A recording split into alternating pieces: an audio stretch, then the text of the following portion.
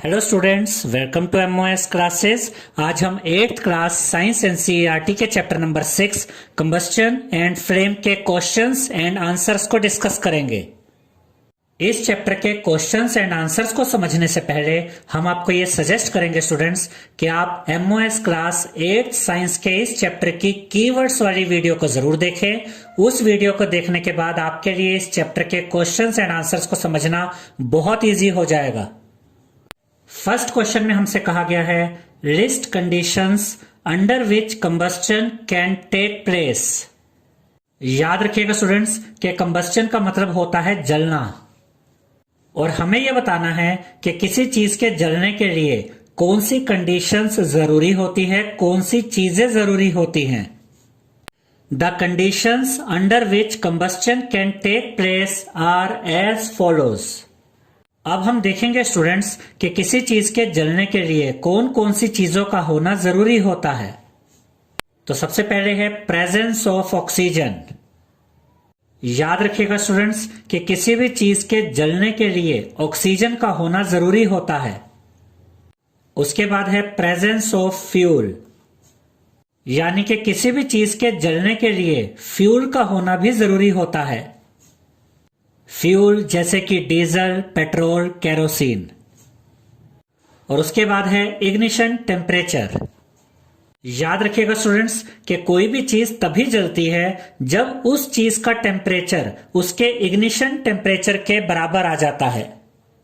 यह भी याद रखिएगा स्टूडेंट्स कि इग्निशन टेम्परेचर का मतलब होता है वो टेम्परेचर जिस टेम्परेचर पर कोई चीज आग पकड़ लेती है, जलना स्टार्ट कर देती है। और जब तक किसी चीज का टेम्परेचर उस चीज के इग्निशन टेम्परेचर तक नहीं पहुंचता है, वो चीज जलना स्टार्ट नहीं करती है। सेकंड क्वेश्चन में हमसे कहा गया है फिल इन द ब्लैंक्स। इस क्वेश्चन में हमें कुछ ब्लैंक स्पेसेस दिए गए स्टूडेंट्स, और हमें उन ब्लैंक स्पेसेस को फिल करना है। ए पार्ट में हमसे कहा गया है burning of wood and coal causes dash of air. इसका यह मतलब है स्टूडेंट्स कि लकड़ी के और कोयले के जलने से एयर पर क्या प्रभाव पड़ता है। याद रखिएगा स्टूडेंट्स कि लकड़ी और कोयले के जलने से एयर पोल्यूशन होता है, यानी कि हवा की क्वालिटी खराब हो जाती है। तो इसका सही आंसर है पोल्यूशन। तो यहां पर आप लिखेंगे पोल्यूशन। बी पार्ट में हमसे कहा गया है a liquid fuel used in Holmes is dash, यानी कि हमें घरों में यूज होने वाले एक लिक्विड फ्यूल का नाम बताना है। याद रखिएगा स्टूडेंट्स कि एलपीजी एक लिक्विड फ्यूल है जो घरों में यूज किया जाता है। तो यहां पर सही आंसर है एलपीजी। तो यहां पर आप लिखेंगे एलपीजी। एलपीजी की फुल फॉर्म होती है liquefied petroleum gas. C part में हमसे कहा गया है fuel must be heated to its dash dash before it starts burning. यहां पर हमें यह बताना है स्टूडेंट्स कि जलने के लिए फ्यूल का टेम्परेचर कहां तक पहुंचना जरूरी होता है। यहां पर दो ब्लैंक स्पेसेस दिए गए स्टूडेंट्स, तो यहां पर हमें दो वर्ड्स बताने हैं। तो यहां पर सही आंसर है इग्निशन टेम्परेचर। तो यहां पर आप लिखेंगे इग्निशन और यहां पर आप लिखेंगे टेम्परेचर। याद रखिएगा स्टूडेंट्स कि जब तक किसी फ्यूल का टेम्परेचर उस फ्यूल के इग्निशन टेम्परेचर तक नहीं पहुंच जाता, तब तक वो फ्यूल जलना स्टार्ट नहीं करता है। डी पार्ट में हमसे कहा गया है fire produced by oil can not be controlled by dash. इसका यह मतलब है स्टूडेंट्स कि अगर ऑयल की वजह से आग लगती है तो ऑयल से लगने वाली आग को किस चीज से नहीं बुझा सकते हैं। याद रखिएगा स्टूडेंट्स कि वाटर यानी कि पानी आग को बुझाने के काम आता है, लेकिन ऑयल से लगने वाली आग को पानी से नहीं बुझाया जा सकता। तो यहां पर सही आंसर है वाटर। तो यहां पर आप लिखेंगे वाटर। थर्ड क्वेश्चन में हमसे कहा गया है explain how the use of CNG in automobiles has reduced pollution in our cities. इसका यह मतलब है स्टूडेंट्स कि गाड़ियों में सीएनजी का यूज करने से शहरों में पोल्यूशन में कमी आई है। और हमें यह बताना है कि गाड़ियों में सीएनजी का यूज करने से पोल्यूशन में कमी क्यों आई है। तो इसका आंसर है the use of CNG in automobiles has reduced pollution in our cities because CNG is a clean fuel and produce very small amount of harmful gases. इसका यह मतलब है स्टूडेंट्स कि गाड़ियों में सीएनजी का यूज करने से पोल्यूशन में कमी इसलिए आई है क्योंकि सीएनजी एक क्लीन फ्यूल है और ये बहुत कम क्वांटिटी में, बहुत स्मॉल क्वांटिटी में हार्मफुल गैसेस प्रोड्यूस करता है। फोर्थ क्वेश्चन में हमसे कहा गया है compare LPG and wood as fuel. यहां पर हमें दो फ्यूल दिए गए स्टूडेंट्स, एलपीजी एंड वुड, और हमें इन दोनों फ्यूल को कंपेयर करना है। तो एलपीजी का पहला पॉइंट है LPG has high calorific value, यानी कि एलपीजी की कैलोरीफिक वैल्यू हाई होती है। वुड का पहला पॉइंट है would has low calorific value, यानी कि वुड की कैलोरीफिक वैल्यू कम होती है, लो होती है। एलपीजी का दूसरा पॉइंट है it is a smoke free fuel, यानी कि एलपीजी के जलने पर धुआं नहीं बनता है। वुड का दूसरा पॉइंट है it gives out a lot of smoke, यानी कि लकड़ी के जलने पर बहुत सारा धुआं बनता है। एलपीजी का तीसरा पॉइंट है it is easy to transport LPG, यानी कि एलपीजी को एक जगह से दूसरी जगह लेकर जाना आसान होता है। वुड का तीसरा पॉइंट है it is difficult to transport wood, यानी कि लकड़ी को एक जगह से दूसरी जगह लेकर जाना डिफिकल्ट होता है। एलपीजी का फोर्थ पॉइंट है it is easy to store LPG, यानी कि एलपीजी को स्टोर करना इजी होता है, आसान होता है। वुड का फोर्थ पॉइंट है it takes a lot of space to store wood. इसका यह मतलब है स्टूडेंट्स कि लकड़ी को स्टोर करने के लिए बहुत ज्यादा जगह की जरूरत पड़ती है।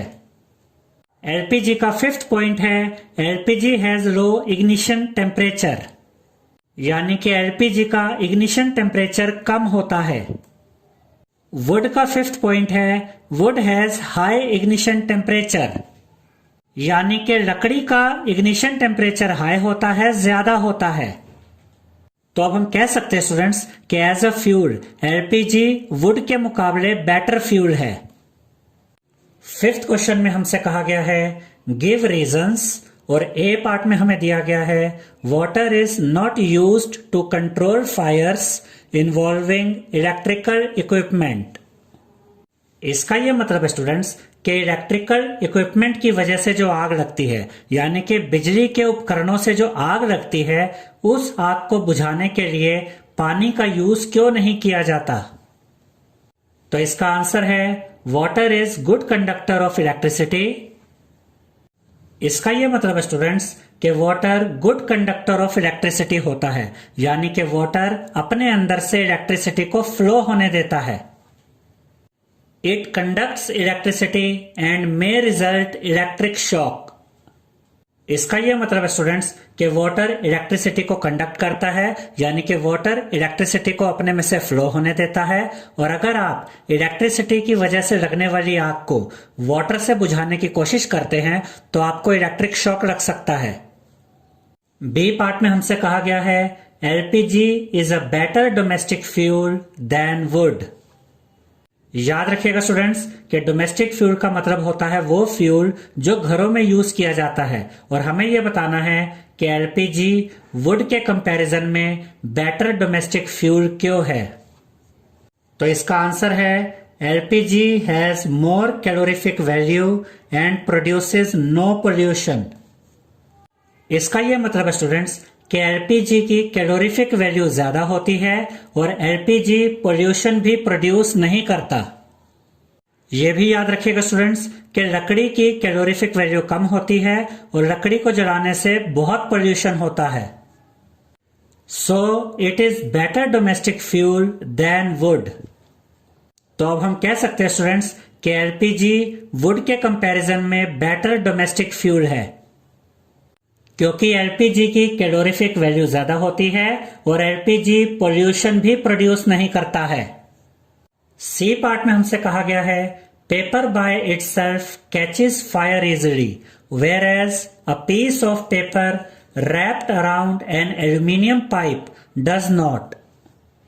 इसका यह मतलब है स्टूडेंट्स कि कागज आसानी से आग पकड़ लेता है यानी आसानी से जलता है, लेकिन जब कागज को एल्यूमीनियम पाइप के चारों तरफ लपेटा जाता है तो कागज आसानी से नहीं जलता।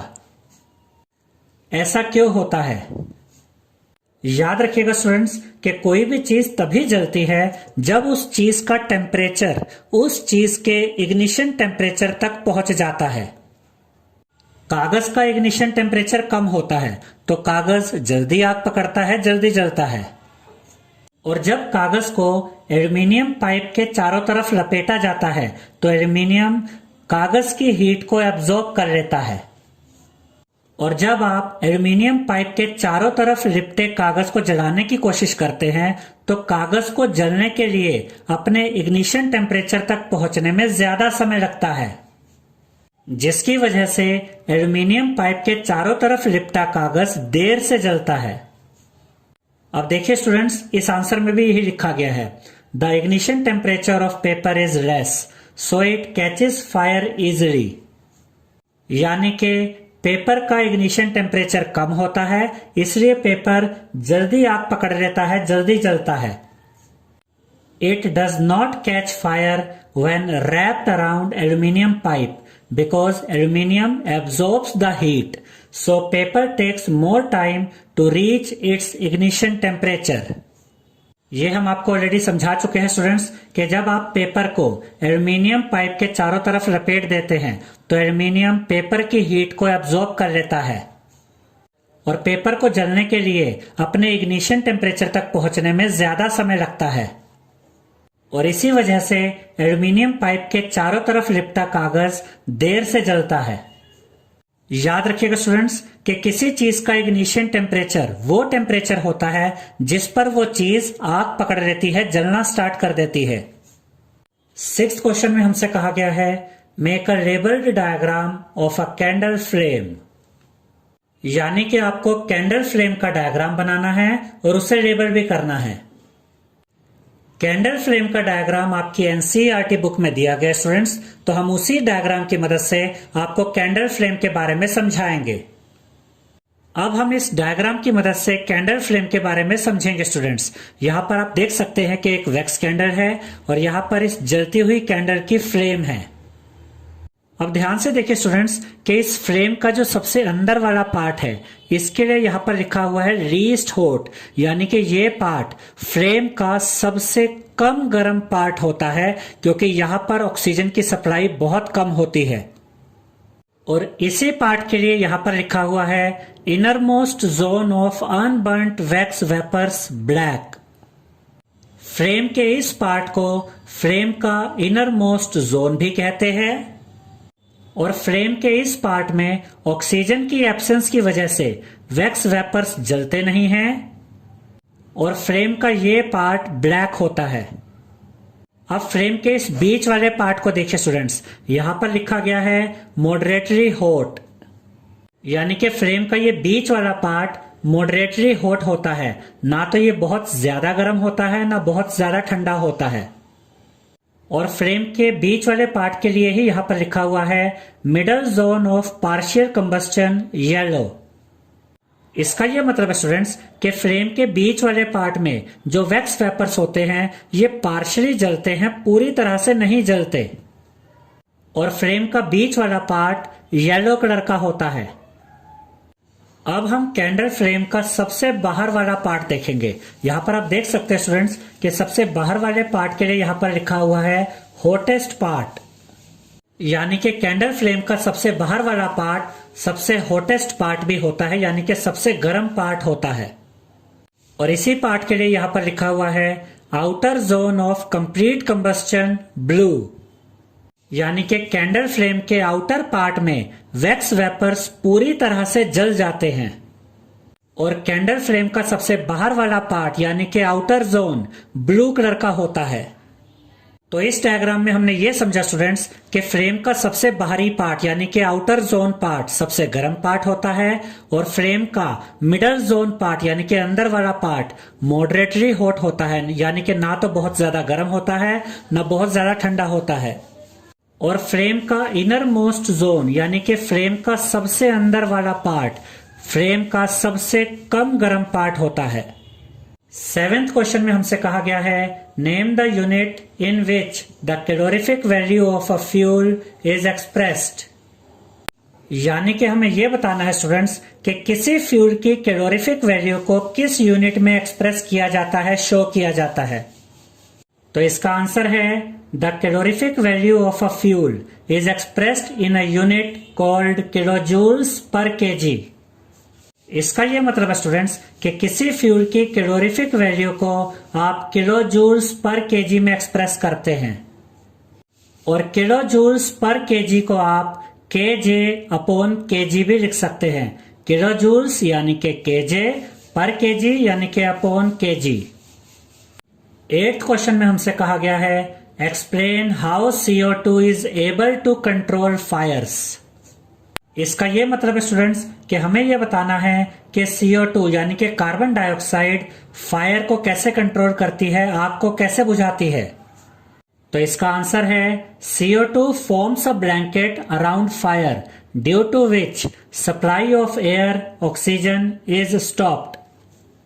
इसका यह मतलब है स्टूडेंट्स कि जिस जगह पर आग लगी हो अगर उस जगह पर CO2 यानी कि कार्बन डाइऑक्साइड का स्प्रे किया जाए तो उस जगह पर कार्बन डाइऑक्साइड का एक ब्लैंकेट बन जाता है, घेरा बन जाता है। और आग वाली जगह को जब कार्बन डाइऑक्साइड घेर लेती है तो उस जगह से ऑक्सीजन की सप्लाई कट जाती है और ऑक्सीजन की सप्लाई कटने से आग बुझ जाती है। CO2 also brings down the temperature of the fuel and thus fire comes under control। इसका यह मतलब है स्टूडेंट्स कि CO2 यानी कि कार्बन डाइऑक्साइड फ्यूल का टेम्परेचर कम कर देती है जिससे कि फायर कंट्रोल में आ जाती है, आग बुझ जाती है। तो यहां पर हमने ये समझा स्टूडेंट्स कि CO2 दो तरह से काम करती है। एक तो ये जलने वाली चीज से ऑक्सीजन की सप्लाई को काट देती है और फ्यूल का टेम्परेचर कम कर देती है जिससे कि आग बुझ जाती है। 9th क्वेश्चन में हमसे कहा गया है it is difficult to burn a heap of green leaves but dry leaves catch fire easily, explain। यानी कि हमें यह बताना है स्टूडेंट्स कि हरी पत्तियों के ढेर को जलाने में मुश्किल होती है लेकिन ड्राई लीव्स यानी कि सूखी हुई पत्तियां आसानी से जल जाती हैं। ऐसा क्यों होता है? तो इसका आंसर है the green leaves contain some water due to which the ignition temperature of leaves increases and they do not catch fire easily, while dry leaves have no water so they catch fire easily। इसका यह मतलब है students कि green leaves में यानी कि हरी पत्तियों में पानी होता है जिसकी वजह से ग्रीन लीव्स का इग्निशन टेम्परेचर इंक्रीज हो जाता है, बढ़ जाता है और ज्यादा इग्निशन टेम्परेचर की वजह से ग्रीन लीव्स आसानी से नहीं जलती। जबकि ड्राई लीव्स में यानी कि सूखी पत्तियों में पानी नहीं होता है जिसकी वजह से ड्राई लीव्स का इग्निशन टेम्परेचर कम होता है और कम इग्निशन टेम्परेचर की वजह से ड्राई लीव्स को जलाना आसान होता है। 10th क्वेश्चन में हमसे कहा गया है which zone of a flame does a goldsmith use for melting gold and silver and why. इसका यह मतलब है स्टूडेंट्स कि गोल्ड स्मिथ गोल्ड और सिल्वर को पिघलाने के लिए फ्लेम के किस जोन का यूज करते हैं, फ्लेम के किस पार्ट का यूज करते हैं। याद रखिएगा स्टूडेंट्स कि फ्लेम का जो सबसे आउटर मोस्ट जोन होता है यानी फ्लेम का जो सबसे बाहर वाला पार्ट होता है वो फ्लेम का सबसे हॉटेस्ट पार्ट होता है, सबसे गर्म पार्ट होता है। और गोल्डस्मिथ फ्लेम के आउटर मोस्ट जोन का यूज गोल्ड और सिल्वर को पिघलाने के लिए करते हैं। अब देखिए यहां पर यही लिखा गया है the Goldsmith uses the outer most zone of a flame with a metallic blowpipe for melting gold and silver because it is the hottest zone and has more temperature। इसका यह मतलब है स्टूडेंट्स कि गोल्डस्मिथ गोल्ड और silver को melt करने के लिए यानी कि गोल्ड और सिल्वर को पिघलाने के लिए फ्लेम के आउटर मोस्ट जोन का यूज करते हैं मेटालिक ब्लो पाइप की मदद से। और गोल्डस्मिथ फ्रेम के आउटर मोस्ट जोन का यूज इसलिए करते हैं क्योंकि फ्रेम का आउटर मोस्ट जोन फ्रेम का हॉटेस्ट जोन होता है, यानी कि सबसे गर्म पार्ट होता है, यानी कि इसका टेम्परेचर बहुत ज्यादा होता है। 11th क्वेश्चन में हमसे कहा गया है in an experiment 4.5 kg of a fuel was completely burned. इसका यह मतलब है स्टूडेंट्स कि आपने एक फ्यूल लिया 4.5 kg और उस फ्यूल को पूरी तरह से जला दिया। The heat produced was measured to be 1,80,000 kilo joules. इसका यह मतलब है स्टूडेंट्स कि 4.5 kg फ्यूल को जलाने से 1,80,000 किलो जूल्स हीट प्रोड्यूस हुई। Calculate the calorific value of the fuel, यानी कि हमें इस फ्यूल की कैलोरीफिक वैल्यू कैलकुलेट करनी है। तो इसके सॉल्यूशन में हम लिखेंगे calorific value is equal to heat produced in kilo joule upon mass of fuel in kilogram, यानी कि फ्यूल को जलाने से जितनी हीट प्रोड्यूस हुई वो आप न्यूमरेटर में लिखेंगे और जितना फ्यूल आपने जलाया वो आप डिनोमिनेटर में लिखेंगे। अब कैलोरीफिक वैल्यू यहां पर एज इट इज आ जाएगा, इज इक्वल टू का साइन भी एज इट इज आएगा। हीट प्रोड्यूस्ड की जगह न्यूमरेटर में हम लिखेंगे 1,80,000 किलो जूल और मास ऑफ फ्यूल की जगह डिनोमिनेटर में हम लिखेंगे 4.5 किलोग्राम। अब ये कैलोरीफिक वैल्यू यहां पर एज इट इज आ जाएगा, इज इक्वल टू का साइन भी एज इट इज आएगा। न्यूमरेटर में यहां पर 1,80,000 है, वो भी यहां पर 1,80,000 न्यूमरेटर में एज इट इज आ जाएगा। अब यहां पर डिनोमिनेटर में है 4.5, हम डिनोमिनेटर से इस डेसिमल को यहां पर हटा देंगे तो यहां पर डिनोमिनेटर में आ जाएगा 45। यहां पर आप चेक कर सकते हैं कि राइट से एक डिजिट के बाद डेसिमल है, तो जब हम यहां से डेसिमल को हटाएंगे तो यहां पर न्यूमरेटर में मल्टीप्लाई बाय 10 आएगा। अब ध्यान से देखिए स्टूडेंट्स कि 1,80,000 और 45 को आपस में सोल्व किया जा सकता है क्योंकि ये दोनों ही नंबर्स 5 की टेबल में भी आते हैं और 9 की टेबल में भी आते हैं। तो आप इन दोनों नंबर्स को 5 से भी काट सकते हैं और 9 से भी काट सकते हैं। हम इन दोनों नंबर्स को 9 से काटेंगे। अब देखिए 9 5 दा 45 और यहां पर देखिए 9 2 दा 18, 1 2 3 4 4 जीरो बची तो वो 4 जीरो यहां पर आ जाएंगी। अब ध्यान से देखिए स्टूडेंट्स कि 20,000 और 5 को भी आपस में सोल्व किया जा सकता है क्योंकि ये दोनों ही नंबर्स 5 की टेबल में आते हैं। तो हम इन दोनों नंबर्स को 5 से काटेंगे।